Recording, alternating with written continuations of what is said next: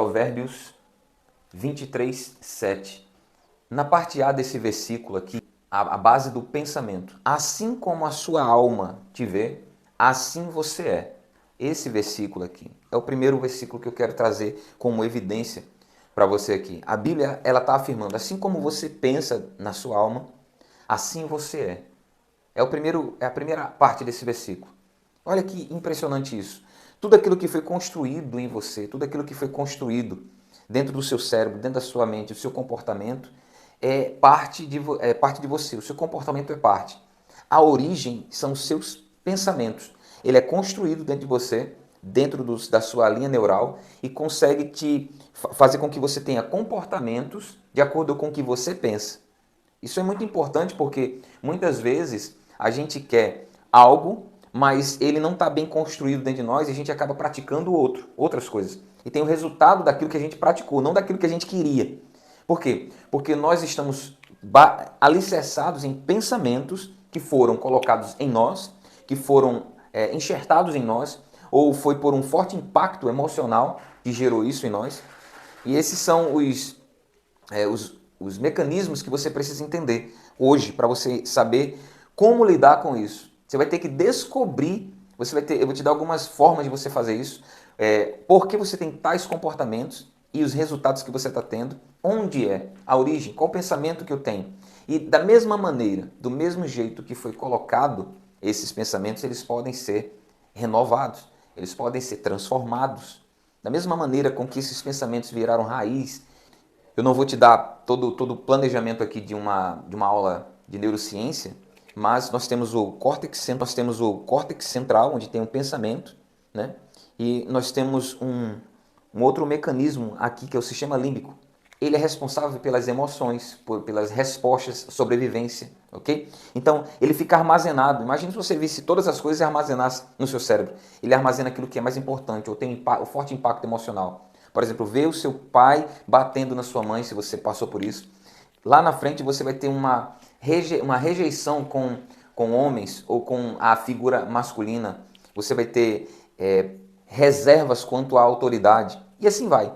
Você precisa identificar esses lugares. Você viu a sua mãe traindo o seu pai, ou seu pai traindo a sua mãe, você vai ter dificuldade em confiar nos relacionamentos que você vai ter. E assim vai. Você foi rejeitado na infância, então quando você cresce, você tem medo de se relacionar com alguém no seu trabalho, com pessoas, porque você tem medo de ser rejeitado. E assim você vai construindo a sua vida e comportamento, porque está impregnado dentro. Agora, da mesma maneira como foi colocado dentro de você, seja por alguém, por um forte impacto emocional, ou você mesmo colocou dentro de você, como por exemplo, assistir uma televisão em algum canal em que está trazendo todos os dias notícias ruins. E essas notícias ruins vai provocar no seu cérebro uma cadeia, uma enxurrada de hormônios que vai se encadear pelo seu corpo inteiro, vai desencadear uma série de doenças, e sem contar com os comportamentos lá fora. E você vai ter medo de se relacionar, de sair com as pessoas, porque você tem medo de roubo, de assalto, de morte, derivado daquilo que você colocou dentro de você. Então, esse tipo de coisa é que faz com que a gente tenha comportamentos e a gente nem sabe, na verdade, por que teve aquele resultado, por que teve aquele comportamento. A partir de hoje, você vai aprender a ser intencional com aquilo que entra na sua mente, com aquilo que entra dentro de você. E anota isso, é muito importante. Então, assim como a tua alma te vê, assim você é. Provérbio 23, 7. Só que eu te falei que da mesma forma que o pensamento entrou e formou o teu caráter, formou quem você é hoje, e você tem que agradecer a Deus porque você está aqui. Você tem força para avançar, ok? Romanos capítulo 2, versículo 2 diz: E não vos conformeis com este século, ou com este mundo, né? Mas transformai-vos pela renovação da vossa mente, do vosso entendimento, para que saibais qual seja a boa, agradável e perfeita vontade de Deus. Veja que tem uma sequência. Boa, agradável e perfeita vontade de Deus. É crescente. Não é a perfeita, agradável, boa, não. É boa, agradável e perfeita. Você precisa entender porque tudo tem o seu lugar. Você começa de baixo, você começa aprendendo e vai aplicando, e você vai crescendo até ser dia perfeito. Ok? Essa é a luz da aurora. O crente é dessa maneira. É como a luz da aurora, vai crescendo. Então, à medida que você vai trocando os pensamentos, vai trocando a forma de você pensar a respeito de você mesmo, vai te dando vai te levantando, vai te colocando em lugares mais altos, até você ser dia perfeito, ok? Então, não vos conformeis com este século, ou com este mundo, com o sistema do mundo. Esse versículo diz isso. Mas transformai-vos. Perceba, é você quem não se conforma. A gente tem a mania de dizer Deus vai fazer isso, Deus vai fazer aquilo. Quando na verdade o resultado que você obteve foi derivado de um pensamento, de uma ação que você teve que foi baseado no pensamento. Isso é muito ruim, porque a gente acaba atribuindo a Deus aquilo que é nosso. E Deus está lá em cima contando com que você se mova na terra, que você avance na terra, entre em governância com a sua própria vida. Percebe?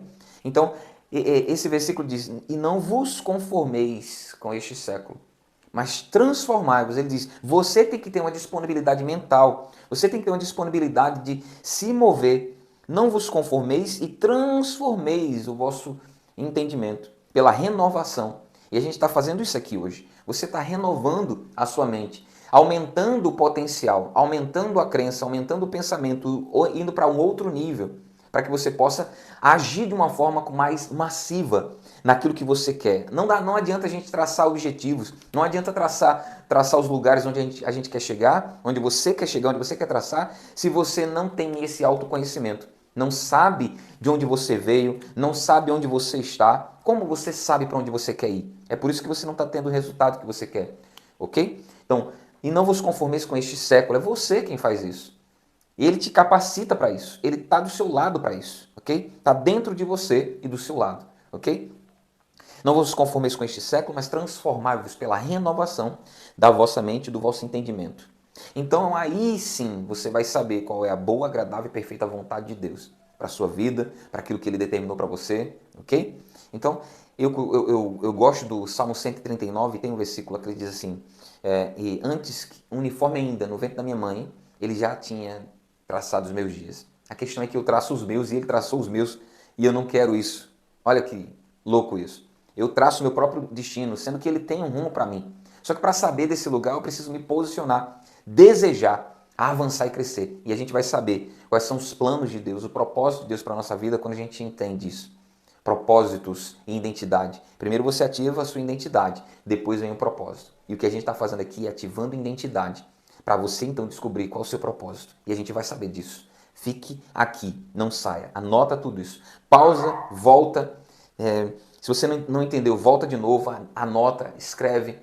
Faz perguntas, vai ter um chat para a gente fazer, vai ter as aulas ao vivo. Então vai e faz essas perguntas, tá bom? Então, não vos conformeis com este século, mas transformai-vos pela renovação do vosso entendimento, para que saibais qual seja a boa, agradável e perfeita vontade de Deus. Quando a gente faz isso, escuta isso, quando a gente faz isso, a gente entende que assim como a nossa alma nos vê, como nossos pensamentos nos vê, assim nós somos, nós passamos a transformar o nosso pensamento pela renovação do nosso pensamento, porque não nos conformamos com este século, com este mundo, ok? Romanos 12, 2.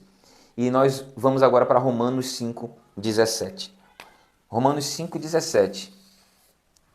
Romanos 5, 17. Os que receberam a abundância da graça e o dom da justiça reinarão em vida. Reinarão em vida. A minha pergunta aqui para você é se você quer reinar em vida.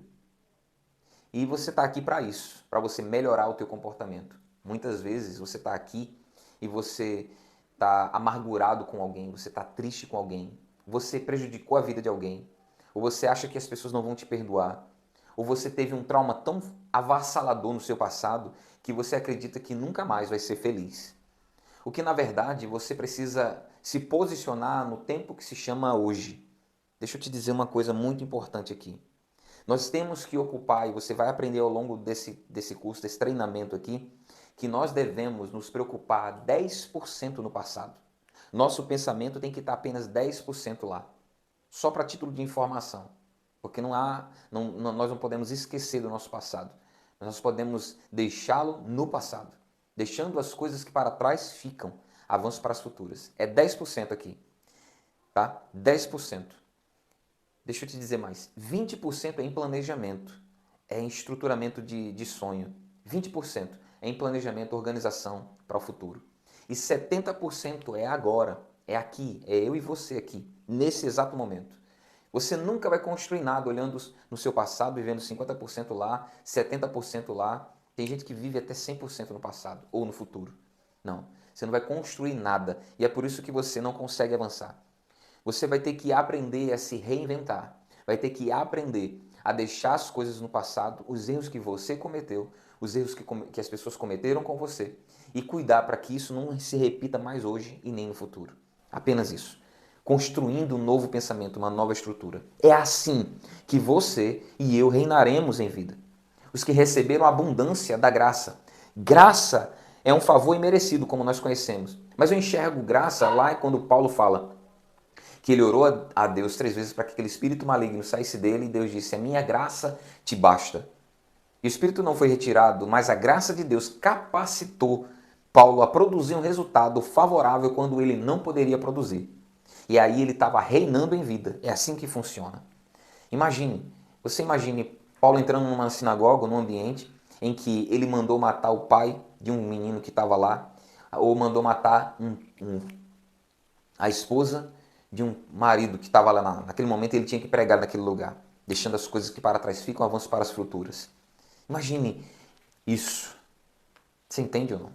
Então, a gente tem que construir o que nós temos hoje, pegar aquilo que está no passado, que nos tornou forte, nos fez ficar firmes hoje, e identificar e ressignificar isso. Teremos uma aula sobre ressignificação, teremos uma aula sobre paz, e você vai reinar em vida, porque você recebeu a abundância dessa graça, que te capacita a produzir um resultado quando você não poderia produzir. Ok? A abundância da graça e o dom da justiça. O dom da justiça significa dizer que você terá comportamentos que você não tinha, tá? Quando você estava no mundo, quando você estava sem Deus, quando você não tinha essa compreensão de transformação e de mudança. Mas a justiça não vem de você mesmo, vem dele. Ele te fez justo na terra. Ele te fez justiça na terra. Entenda isso, ok? Que você possa compreender isso, anotar tudo isso e andar desse jeito, tá? Identificando de onde você veio, de onde você saiu. E é assim que você vai construir uma nova trajetória, construir uma nova história, construir um novo patamar para você viver, você, sua família, quem está perto de você. Um erro que você tenha cometido na vida não pode fazer com que você tenha uma vida inteira de erros, ok? Então você pode ter cometido um erro na vida, mas você não precisa ter uma vida de erros. É assim que funciona. Você pode se arrepender, reinventar, mudar. Ah, mas fulano não me perdoa. Ah, mas fulano não vai com a minha cara. Ah, fulano me cancelou. Deixa eu te dizer uma coisa. Quem você está se tornando depois do erro é que importa. Essa pessoa, percebendo ou não, você precisa continuar a transformação da sua vida, ok? Ou se erraram com você, encontra um meio de identificar que essa pessoa merece a tua presença. Se não, ela não mudou, não transformou, não precisa estar lá na presença dessa pessoa.